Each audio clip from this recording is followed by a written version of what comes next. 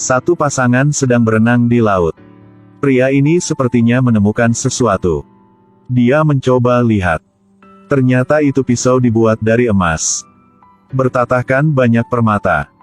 Pria ini sangat bahagia.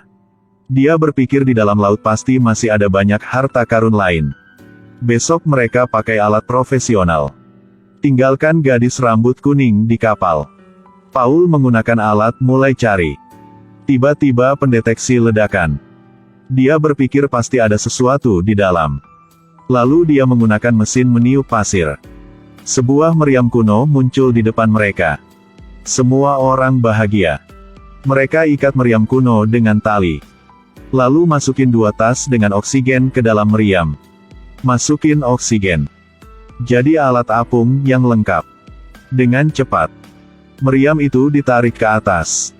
Tia Mai rekam momen ini dengan kamera. Dan saat ini, gadis rambut kuning di kapal mendengar suara klakson. Ternyata itu adalah penjaga laut. Dia langsung panik. Jika polisi tahu mereka sedang melakukan apa, pasti semua akan diambil.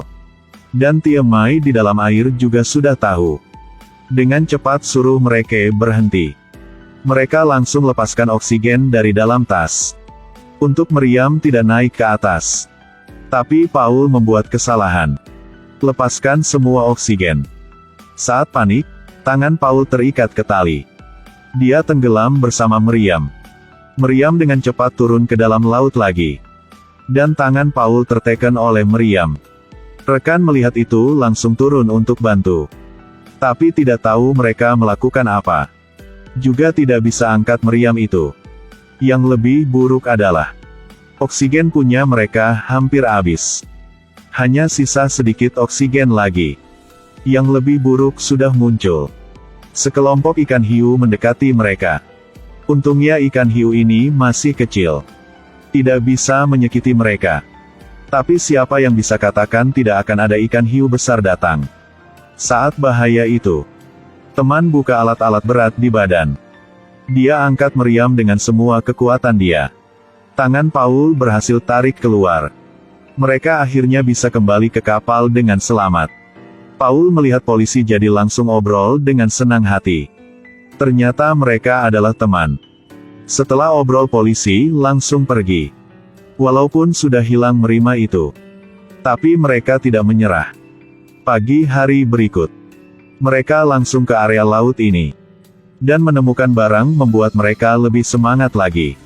Pria ini melihat satu batu kuno. Dia langsung naik ke atas mau kasih tahu ke teman. Tapi teman berpikir dia ingin dapat uang hingga dia sudah gila. Tapi Paul kasih tahu mereka. Ini adalah batu kuno. Intinya ada satu kapal tenggelam di area ini.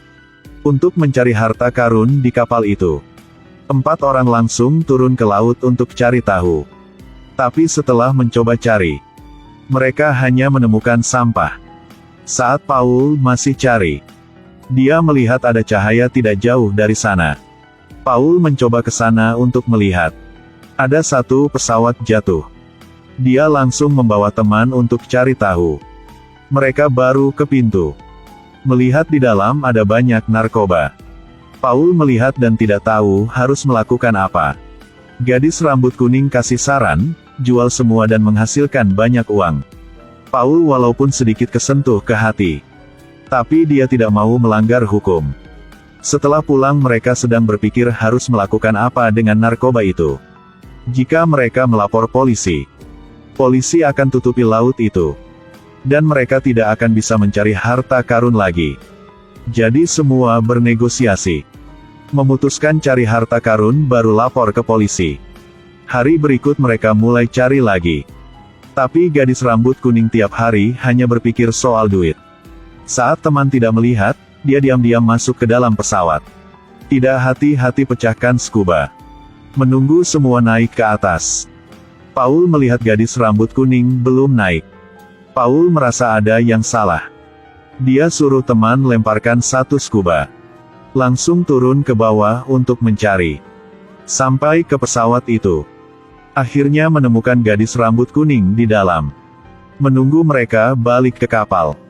2 penjahat dari jauh melihat mereka. Saat mereka mencoba turun ke laut lagi, mereka ke kapal dan mencoba cari. Saat Paul balik ke kapal, dua penjahat itu sudah pergi. Paul melihat topi yang ditinggalkan oleh penjahat. Dia sadar bahwa itu adalah bawahan tim cari harta karun. Paul langsung mencari kapten. Tapi kapten tidak mengakui. Paul merasakan bahaya. Jika tidak dapat harta karun, kemungkinan kapten akan tahu. Tapi masalah besar mereka sekarang adalah alatnya kurang. Jika mau beli alat yang mahal itu butuh uang yang banyak. Saat ini sahabat beri saran. Bawa narkoba itu dan menjual semua. Jadi ada uang untuk beli alat-alat yang mahal. Walaupun Paul sangat mau, tapi dia masih menolak. Teman tidak mau hilang kesempatan ini. Jadi dia bawa gadis rambut kuning masuk ke dalam pesawat itu. Ambil banyak narkoba. Mencari bos mafia di wilayah ini. Lalu ingin jual narkoba untuk dia. Tapi mereka tidak dapat uang. Mereka ditangkap. Obat-obatan di bawah laut dibuang oleh bos kakak. Paul dapat kabar langsung mencari mereka berdua. Bos pakai pistol untuk mengancam Paul. Suruh mereka dalam 3 hari harus kasih semua narkoba itu. Jika tidak akan bunuh mereka. Paul tidak bisa mundur lagi. Hanya bisa setuju dengannya. Selamatkan mereka berdua. Mereka mencoba pikir cara untuk bertahan hidup. Tapi Tiemai tidak mau melanggar hukum. Jadi tidak mau ikut campur soal ini lagi.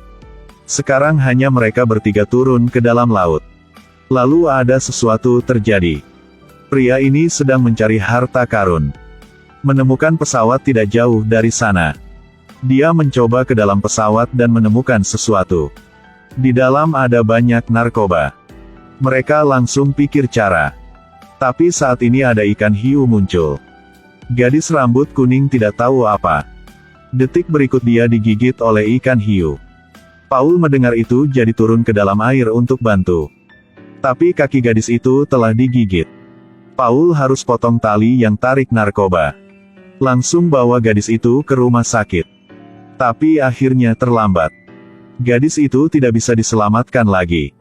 Tiemai setelah tahu dia juga datang ke rumah sakit untuk menghibur yang lain. Mereka sedih keluar dari rumah sakit. Tidak menyangka di tengah jalan. Bertemu dengan bos mafia kemari untuk ambil narkoba. Paul langsung pergi.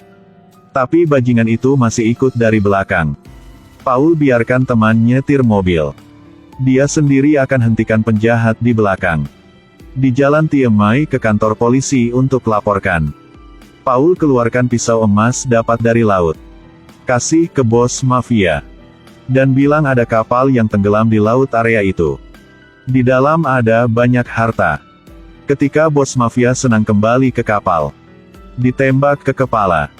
Ternyata kapten juga tertarik dengan narkoba itu. Dia bunuh bos mafia. Paul dengan cepat melompat ke dalam laut. Paul pintar sembunyi di bawah kapal. Dan seperti itu dia lolos. Tiemai mencari ke polisi. Ternyata dia adalah rekan kapten. Tiemai menjadi sandera. Paul sangat marah setelah tahu itu. Demi keselamatan Tiemai, Paul hanya bisa setuju dengan kapten untuk mencari narkoba itu. Tapi ketika sampai ke laut yang ada narkoba, Paul ambil kesempatan melompat ke laut. Kapten juga langsung turun untuk mencari. Ketika Paul turun langsung bersembunyi di dalam pesawat. Dan teman dia juga ada di sana.